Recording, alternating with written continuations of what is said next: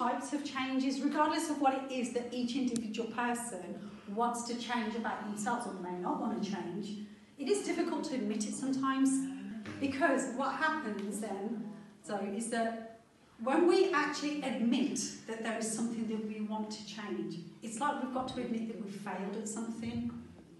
And that can also mean that we're vulnerable.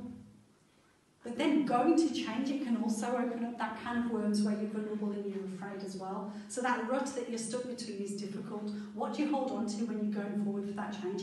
How do you make it? And there are different ones.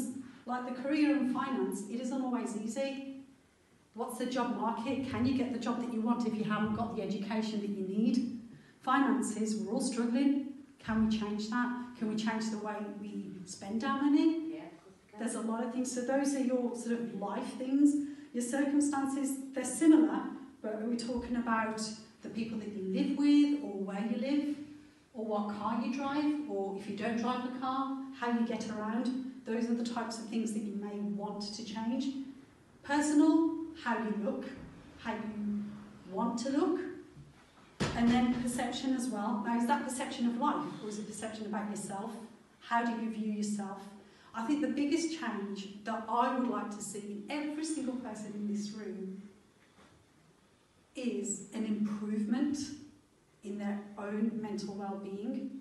And that means gaining confidence, being who you are, not being afraid to be who you are. We always say, Bash always says it as well, it's okay not to be okay. But one more step further that I'd like to say today is don't be afraid to be okay. If you get stuck in, it's not okay, I want to go out, you'll never move forward. There'll be no room for growth. There's no cycle of life, and before you know it, you're 17. Do you know what I mean? Lockdown happened, it's gone. Yeah. You are no longer bound by the rules of lockdown. And yet, in our heads, we're holding ourselves each other back, holding ourselves back. You are the only person that is stopping you from moving forward. So take that step. I know some of us have started that journey, and what will help is if we can help each other along that journey.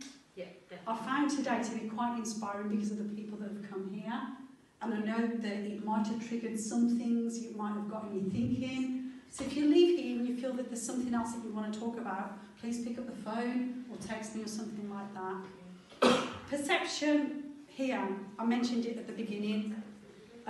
The way we perceive ourselves will always impact our mental health. The way we perceive someone else, the way we perceive a situation.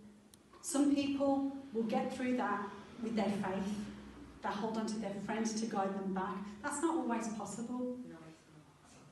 So I'm on the social service protection. I got social services, safeguarding. They give me the flat. yeah. My house, I got to social services. But also, you're making that effort to change, aren't you? Look at you today. You're talking about change. Look at this gentleman who, if you've met him before, is normally wearing, what's he normally wearing to be now? Jeans and a tracksuit and joggers. It's never too late to be the person that you want to be. There's no law of the land that says you can't wear a suit.